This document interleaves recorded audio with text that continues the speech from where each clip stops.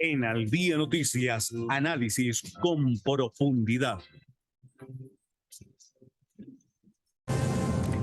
¿Están los gremios económicos en Colombia preocupados por la propuesta de reforma tributaria que está haciendo el gobierno de Gustavo Petro? Por eso establecemos comunicación a esta hora con Luis Aurelio Díaz. Él es gerente de la empresa Oikos, porque pues realmente hay pronunciamientos de los dirigentes gremiales y el presidente del grupo Oikos, Luis Aurelio Díaz, pues lo hemos invitado en esta mañana para conocer su visión, su lectura de la reforma tributaria. Bienvenido al Día Noticias, emisora punto 5. Muchísimas gracias, John Didier, y a todos muy buenos días. Sí, efectivamente, como usted lo menciona, pues estamos muy inquietos. Yo solamente creo que no el sector de la construcción, sino muchos de los sectores industriales, estamos muy preocupados con la reforma, obviamente de manera ya puntual y detallada con respecto a la reforma para el sector constructor, pues sí, nos preocupa muchísimas cosas que si quiere ahorita a lo largo de la entrevista las vamos hablando. Sí, señor. Gracias, se nos metió un pequeño ruido allí, pero aquí estamos.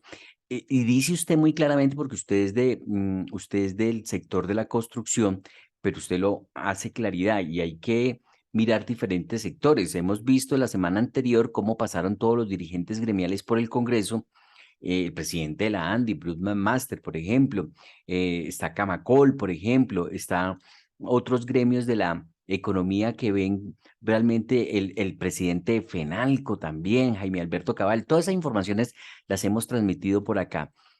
¿Por qué les preocupa la reforma tributaria? De manera puntual, ¿qué es lo que tiene esta reforma que podría afectar el crecimiento de las empresas y la generación de empleo en Colombia? A ver, mire, hay varios temas. Por ejemplo, el tema de la ganancia ocasional, uno no lo logra entender. Y no hablemoslo como empresa, hablemoslo como personas naturales, especialmente en el segmento medio y en el segmento bajo. No es posible que una persona coja un crédito hipotecario por 15 o 20 años, haga un esfuerzo en familia descomunal por adquirir su vivienda y que lo más valioso que este tipo de personas naturales gana cuando hace este gran esfuerzo, además de su estabilidad emocional y económica, es su capacidad patrimonial.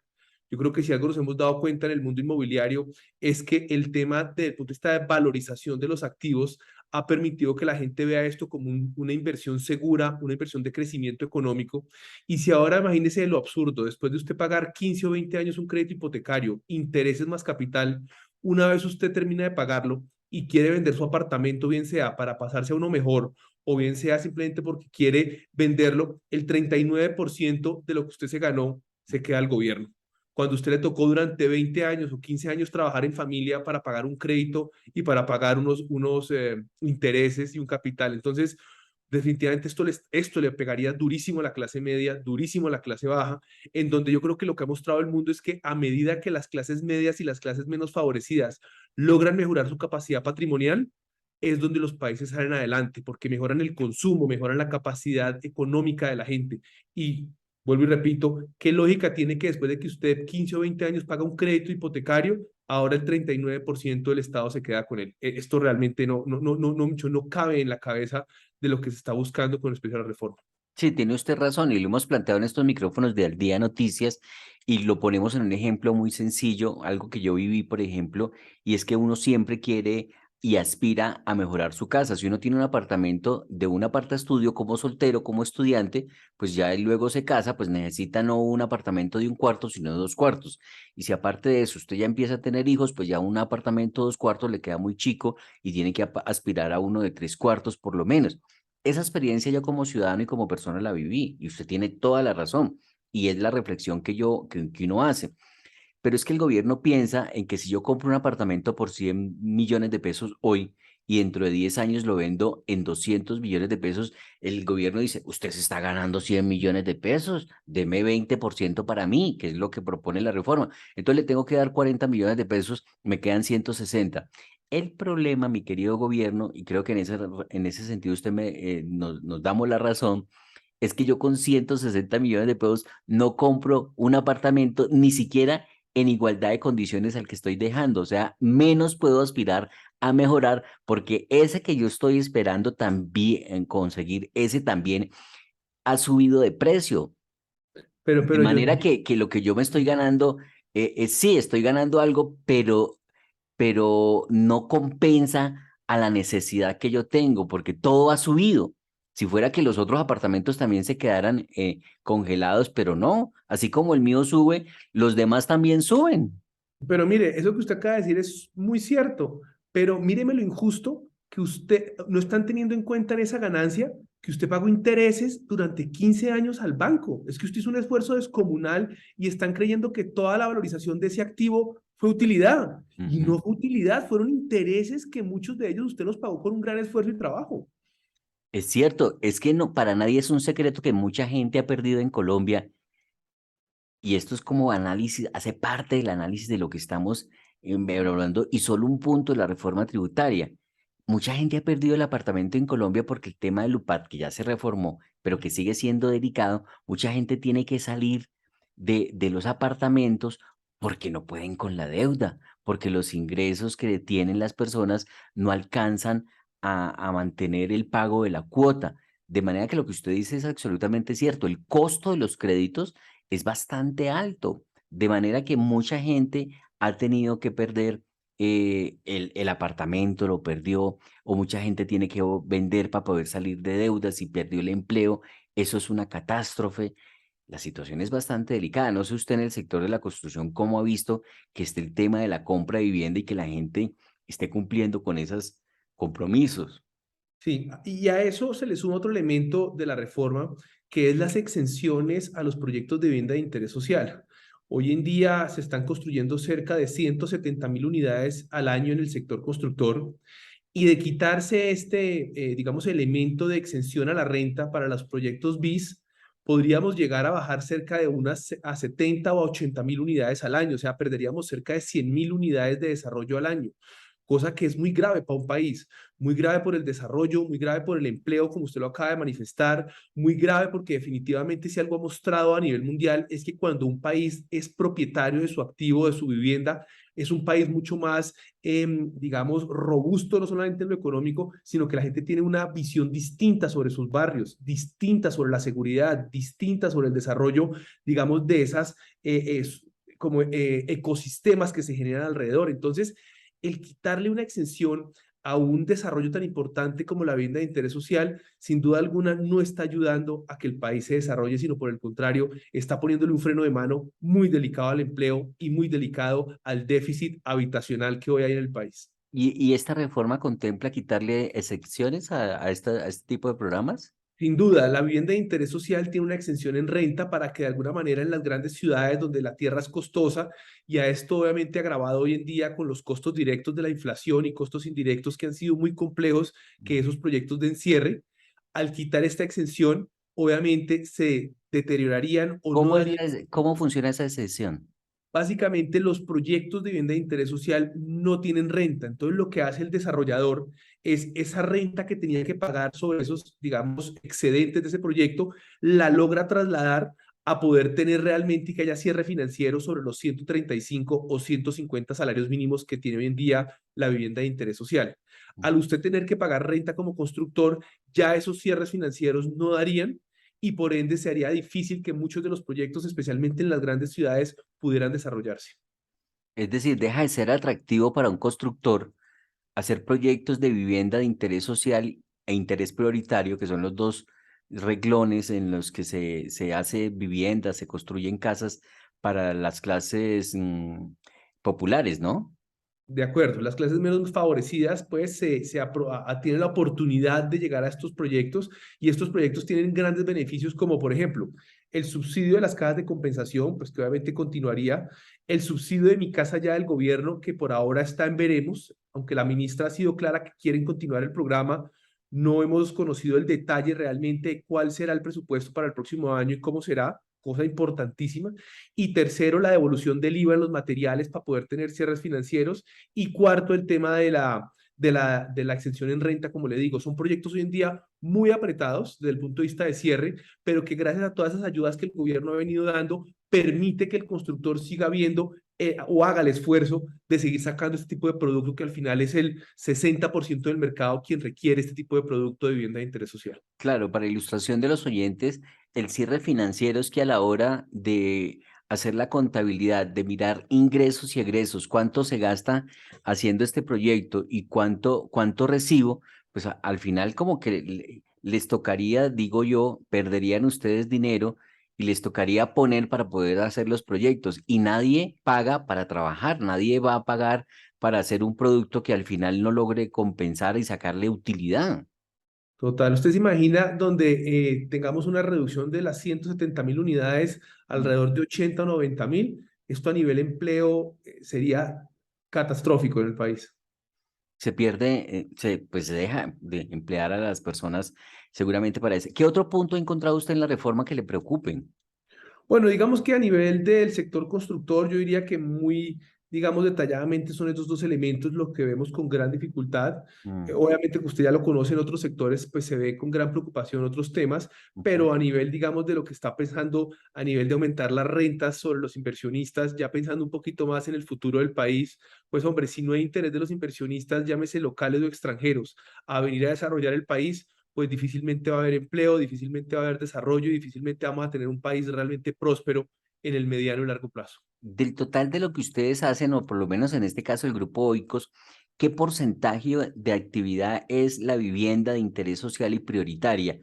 Porque ustedes pueden ser que construyan hoteles, puede ser que construyan locales comerciales, bodegas, puede ser que construyan oficinas. ¿Qué porcentaje tiene la vivienda en la actividad de ustedes? Hoy es fácilmente un poquito superior al 70% de todos los proyectos, La, o sea, es un rubro la, la importantísimo, gran parte de la actividad. importantísimo. Y que Colombia está en un déficit habitacional, además. Se retrasaría, rezagaría Colombia en ese sector, que se tiene que dar respuesta a la necesidad de vivienda que tienen los colombianos. Sin duda alguna, yo creo que, si, y vuelvo, lo repito, lo dije ahorita, si algo ha demostrado las estadísticas a nivel mundial es que entre mayor propiedad en el activo donde uno vive tenga la población, es un país más próspero, más seguro y con menos problemas sociales y socioeconómicos. Pero de una manera, muchos ustedes se ponen a mirar las estadísticas y es impresionante cómo le cambia a la gente el chip cuando yo tengo un apartamento que es propio a cuando yo estoy en arriendo. Cuando es propio, a usted le interesa el barrio, le interesa la comunidad, le interesa lo que pasa, le interesa la seguridad. Cuando es en arriendo, realmente usted esos temas no los revisa, no los mire, simplemente se va para un lado y para otro y nunca mejora realmente esos grupos sociales que buscan mejorar las zonas y los barrios en las diferentes ciudades. Pero entonces así ¿será que se cierran algunas empresas de la construcción si esto llega a ocurrir? ¿O cuál podría ser el impacto de aprobarse esta reforma y de acabar con estas excepciones? Aunque ya escuché al ministro de Hacienda, José Antonio Campo, diciendo que va a revisar el tema de la ganancia ocasional. Lo va a revisar. Pero ¿qué pasa si esta reforma se aprueba en estas condiciones? ¿Cuál es el impacto en su empresa, por ejemplo? No, sin duda alguna habría una reducción en el sector de la construcción importante. Yo creo que podemos llegar a tener una reducción de un 25 a 30% de las empresas constructoras en el país, especialmente creo yo que de las pequeñas y medianas empresas. Pero sería muy delicado, vuelvo y le digo, más que pensar en las empresas, es pensando en el empleo, pensando en el desarrollo, pensando en las oportunidades que este tipo de vivienda le genera a la gente para digamos, mejorar económicamente a largo plazo. Sí, ese 30%, ¿cuántas empresas serían? Pues miren, en el sector hoy deben haber alrededor de unas 600, 700 empresas constructoras.